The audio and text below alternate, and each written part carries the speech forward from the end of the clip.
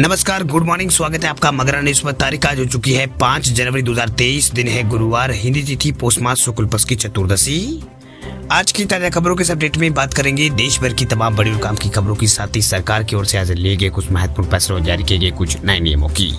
तो इस वीडियो को अभी लाइक करें और चैनल को सब्सक्राइब करके घंटी के निशान को जरूर से दबा दें। तो चलिए आगे बढ़ते हैं आज की बड़ी खबरों की। तब तो पहली बड़ी खबर देखिए, मोदी सरकार का बड़ा प्लान, 7 लाख घरों को देगी फ्री डिश टीवी की सौगात। केंद्र सरकार न्यूज व मनोरंजन channel Doordarshan all India radio की हालात में सुधार करने के लिए 2539 करोड़ रुपए खर्च करेगी। यह फैसला कैबिनेट की बैठक में लिया गया है। वहीं broadcasting infrastructure and network development bill के तहत सरकार की मंशा लोगों तक सही समाचार, शिक्षा और मनोरंजन पहुंचाने की है। बता दें आपको कि जो बिल है यानी broadcasting infrastructure and network development bill को यहाँ पर सरकार की आर्थिक कार्य समिति ने साल 2021-22 से साल 2025-26 तक के लिए से यहाँ पर जारी किया है। सरकार ने कहा है कि इसके जरिए कई अप्रत्याशित रोजगार के अवसर भी बनेंगे। वही दूरसंचार और IR के संचालन जो प्रसार भारती द्वारा है उनके ओर से यहाँ पर किया जाता है, यानी जो रेडियो है उसका यहाँ पर प्रसार भारती की ओर से इसका प्रसारण किया जाता है। सरकार चाहती है कि बदली ब्रॉडकास्टिंग टेक्नोलॉजी के साथ दूरदर्शन और जो ऑल इंडिया रेडियो है उसके इंफ्रास्ट्रक्चर में यहाँ पर उनका इंफ्रास्ट्रक्चर में भी यहाँ पर उसको मॉडल किया जाएगा। वही प्रो के अपडेट करने के लिए सरकार जो है 2539 करोड़ रुपए जो है वो खर्च करेगी। बात करते हैं अगली खबर की। तो केंद्रीय कर्मचारियों के लिए बड़ी खबर देखिए, केंद्रीय कर्मचारियों के GPF पर आया है बड़ा अपडेट। वित्त मंत्रालय ने GPF यानी जनरल प्रोविडेंट फंड और इसी तरह की दूसरी प्रोविडेंट फंड स्कीम पर ब्याज दरों की घोषणा की है। मंत्रालय ने ब्याज दरों को पहले की तरह ही यहाँ पर बरकरार रखा है, उसमें कोई भी चेंजेस नहीं किए हैं।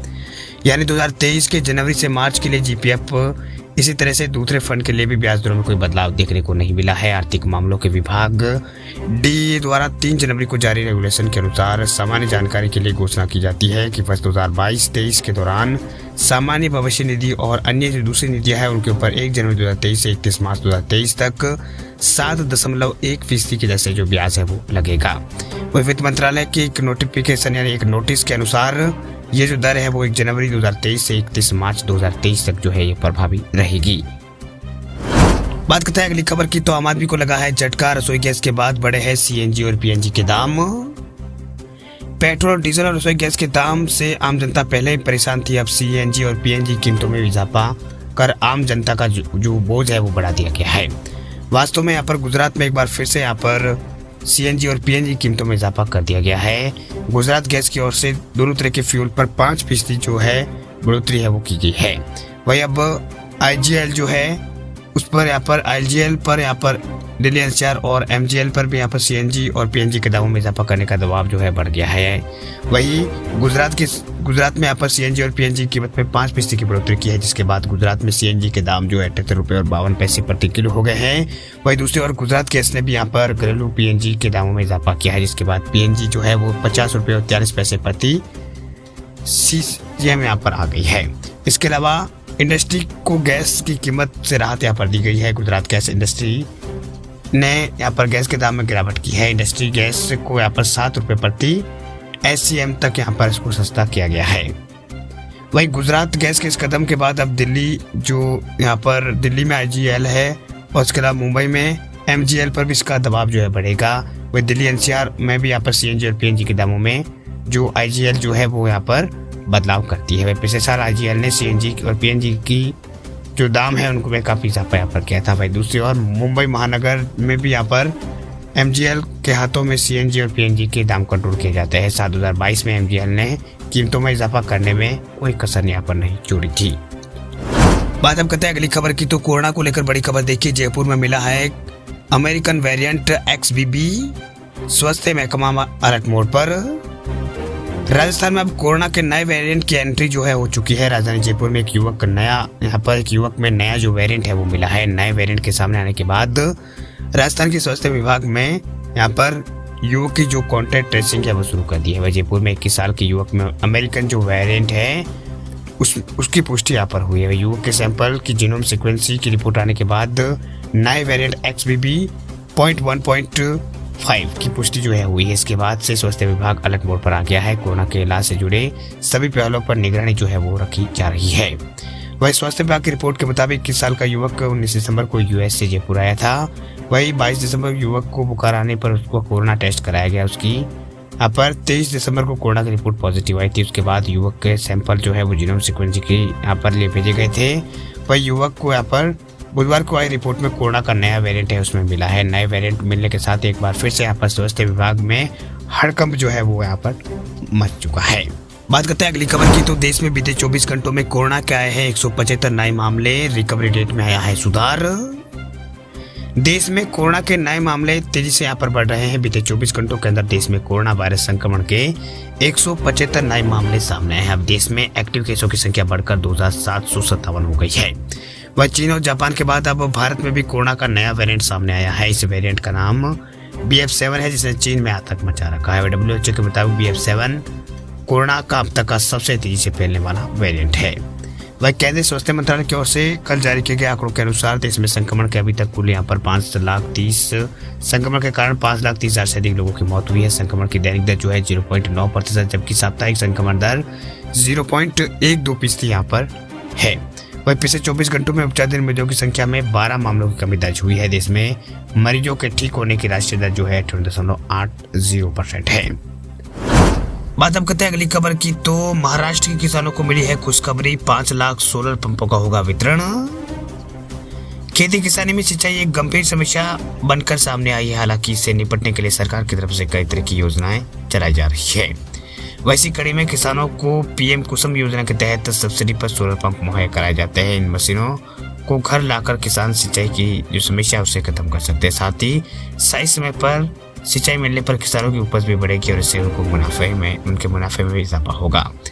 वही मीडिया रिपोर्ट के मुताबिक महाराष्ट्र सरकार जो है कुसुम योजना के तहत राज्य के 5 लाख किसानों को सोलर पंप जो है वितरित करने जा रही है। इसकी घोषणा जो है राज्य के उप मुख्यमंत्री देवेंद्र फडणवीस ने बीते दिनों यहाँ पर की थी। लेटेस्ट अपडेट के मुताबिक महाराष्ट्र सरकार केंद्र की प्रधानमंत्री कुसुम योजना के तहत 5 लाख किसानों को सोलर पंप जो है मुहैया कराने की योजना बना रही है। इसमें विदर्भ के किसानों को प्राथमिकता दी जाएगी, क्योंकि यहाँ किसानों के फसलें सूखे के कारण यहाँ पर काफी नुकसान किसानों को होता है।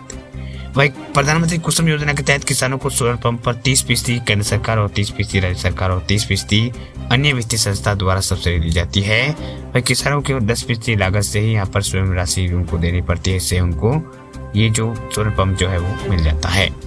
अगर आप भी महाराष्ट्र से है तो इस योजना के लिए आवेदन कर सकते हैं। बात हम करते हैं अगली खबर की, तो इनकम टैक्स भरने वालों को मोदी सरकार ने दिया है बड़ा तोहफा, मिलेगा ये बड़ा फायदा। बजट 2022-23 में मोदी सरकार ने कई तरह की घोषणाएं की थी। वह इनकम टैक्स को लेकर मैन्युफैक्चरिंग सेक्टर तक के लिए सभी के लिए बड़े ऐलान और वादे हुए थे। फिलहाल केंद्र सरकार ने पिछले बजट के किए गए अपने वादे को पूरा कर दिया। दरअसल वित्त मंत्री निर्मला सीतारमण ने इस बारे में जो जानकारी है वो दी है। दरअसल माईगोव इंडिया ने अपने ऑफिशियल ट्विटर अकाउंट से ट्वीट यहाँ पर किया है। उसमें लिखा है कि मेक इन इंडिया और आत्मनिर्भर भारत अभियान को मजबूती मिली है। वह टैक्स लाभ के लिए मैन्युफैक्चरिंग शुरू करने की अंतिम तिथि जो है 1 वर्ष बढ़ाकर 31 मार्च 2024 कर दिया गया है। वही आत्मनिर्भर भारत की दिशा में इस पहल से भारतीय अर्थव्यवस्था को जो विकास की गति है वो मिलेगी। वही वित्त मंत्री निर्मला सीतारमण ने बजट 2022-23 में घोषणा की थी कि टैक्स लाभ के लिए निर्माण इकाइयों के लिए मैन्युफैक्चरिंग शुरू करने की समय सीमा को बढ़ाया जाएगा। फिलहाल मोदी सरकार ने जो कहा था वो कर दिखाया है। मेक इन इंडिया को प्रोत्साहन इसमें जो है वो दिया जा रहा है। वह टैक्स के लाभ के लिए मैन्युफैक्चरिंग शुरू करने की आखिरी तारीख जो है वो 1 साल के लिए बढ़ा दी गई है। अब इसका जो आखिरी तारीख है वो 31 मार्च 2024 कर दी गई है। वह आयकर अधिनियम के नागरिकों की इनकम पर टैक्स के लिए प्रावधान के साथ साथ कई रियायतें और छूट भी यहाँ पर प्रदान होती है। इन रियायतों और छूट से टैक्स भरने वालों को काफी यहाँ पर राहत हासिल होती है। इसी को ध्यान में रखते हुए मोदी सरकार की ओर से साल 2018 के बजट में एक अहम फैसला भी यहाँ पर लिया गया था। बात हम करते हैं अगली खबर की, तो अग्निवीरों को लेकर मोदी सरकार ने किया है बड़ा ऐलान। सेना में नौकरी करते करते हासिल कर लेंगे कई डिग्रियां। मोदी सरकार ने अग्निवीरों को रिटायरमेंट के बाद नए नए अवसर तलाशने के लिए एक बहुत ही बड़ा कदम सरकार जो है वो उठा रही है। दरअसल देश के रक्षा मंत्री राजनाथ सिंह ने अग्निपथ सशस्त्र बलों के लिए एक परिवर्तनकारी योजना की शुरुआत की है। रक्षा मंत्रालय, शिक्षा मंत्रालय और कौशल विकास और उद्यमिता मंत्रालय तीनों सेनाओं ने यहाँ पर विभिन्न हितधारकों के साथ समझौता और अनुबंध पर हस्ताक्षर किए हैं। वे साल का पहला उद्देश्य सशस्त्र बलों में सेवा करते हुए अग्निवीरों को निरंतर शिक्षा की सुविधा को प्रदान करना है। जिससे उनकी विशेषताएं और अनुभव के उपयुक्त कुशल प्रमाण पत्र प्रदान कर रिटायरमेंट के बाद नौकरी और रोजगार उपलब्ध उनको कराया जा सके। बात करते हैं अगली खबर की, तो कोरोना काल में दुनिया के लिए मसीहा बनकर उभरा है भारत। 150 से अधिक देशों को वैक्सीन भेज कर दी है मदद। राज्यसभा के उपसभापति हरिवंश ने मंगलवार को ऑस्ट्रेलिया के कनेबरा में 3 से 6 जनवरी तक आयोजित राष्ट्रमंडल देशों के स्पीकर और पीठासीन अधिकारियों के सम्मेलन को संबोधित करते हुए कहा कि कोरोना काल में भारत दुनिया के जरूरतमंद देशों के लिए मसीहा बनकर उभरा है। दरअसल हरिवंश ने अपने मुख्य भाषण में कहा है कि भारत ने महामारी के दौरान वैक्सीन यानी कोरोना वैक्सीन, मेडिकल उपकरण और दवाओं के रूप में 150 से ज्यादा देशों में कोविड प्रभावित देशों की सहायता की पेशकश की है। इसके अलावा डिप्टी चेयरमैन ने यह भी कहा कि भारत ने दुनिया के विभिन्न हिस्सों से लगभग 130 देशों में फंसे हुए भारतीयों और विदेशी नागरिकों को निकालने की सुविधा जो है प्रदान की है। वह हरिवंश ने कहा है कि भारत ने दुनिया भर के विभिन्न देशों में कोविड-19 मेड इन इंडिया वैक्सीन आपूर्ति करने के लिए वैक्सीन मंत्री की एक विशेष पहल यहाँ पर की है। बात करते हैं अगली खबर की, तो रेल यात्रियों के लिए खुशखबरी। रेल मंत्री ने किया है बड़ा ऐलान।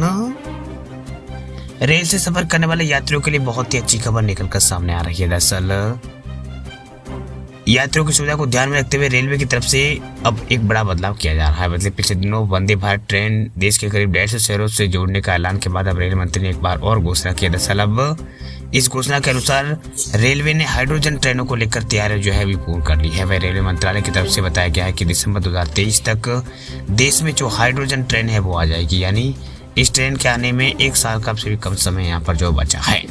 वह रेलवे की नई हाइड्रोजन ट्रेन को फिलहाल 8 हेरिटेज रूट पर संचालित किया जाएगा। वह देश में टूरिज्म और ग्रीन एनर्जी को बढ़ावा देने के मकसद से हेरिटेज रूट्स पर हाइड्रोजन ट्रेनों को संचालित यहाँ पर किया जाने का प्लान है। वह रेलवे की तरफ से ये भी बताया गया है कि ट्रेनों के इंजन और डिब्बों में इसको लेकर कई प्रकार के चेंज जो है वो किए जाएंगे। इस तरह की ट्रेनों के संचालन के बारे में सुनकर यात्री भी काफी खुश है। आपको बता दें कि हाइड्रोजन ट्रेन में यात्रा करने का यात्रियों का अलग ही अनुभव यहाँ पर उनको होगा।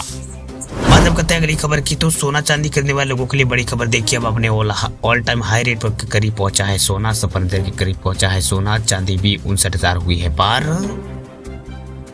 सोना चांदी कीमतों में शानदार तेजी देखने को मिल रही है। IBGA की वेबसाइट के मुताबिक कल सराफा बाजार में सोना जो है 324 रुपये महंगा होकर 55,905 रुपये पहुंच गया है। सोना अपने ऑल टाइम हाई रेट यानी 56,200 रुपये के करीब अभी पहुंच गया है। वही चांदी की बात करें तो उसकी कीमतों में तेजी से गिरावट देखने को मिली है। सराफा बाजार में 347 रुपये सस्ती होकर चांदी 68,880 रुपये प्रति किलोग्राम पर आ गई है। वही 3 जनवरी को ये यहाँ पर 69,227 रुपये पार थी। वही सोने ने कोरोना की पहली लहर के दौरान अगस्त 2020 में अपने ऑल टाइम हाई रेट उन्होंने बनाया था। सोना उस वक्त 56,200 रुपये प्रति 10 ग्राम के स्तर पर चला गया था। उसी लेवल के हिसाब से सिर्फ 255 रुपये दूर है। वही बीते साल सोने चांदी की कीमतों में तेजी देखने को मिली है। इस साल सोना 48,280 रुपये के आसपास था। वही 54,000 प्रति 10 ग्राम के पास पहुंच गया है। यानी 2022 में सोने के दाम जो है 6,500 रुपये इसमें तेजी देखने को मिली है। 2022 में चांदी जो है 62,000 से 68,000 के आसपास पहुंची। ये भी 6,000 रुपये तक यहाँ पर इसमें तेजी देखने को मिली है। वह आर्थिक अनिश्चितता के बीच RBI द्वारा यहाँ पर RBI जैसे दुनिया भर के केंद्रीय बैंक सोने का भंडार जो है उन्होंने बढ़ाया है। वही केडिया एडवाइजरी के डायरेक्टर अजय केडिया ने यहाँ पर बताया है कि केंद्रीय बैंकों की तरफ से सोने की खरीदारी बढ़ाना सकारात्मक संकेत है। इससे सोने की कीमतों को जो उनको सपोर्ट जो है इससे यहाँ पर मिलेगा, उससे राहत यहाँ पर मिलेगी और इससे फायदा के भी आसार यहाँ पर जताए गए हैं।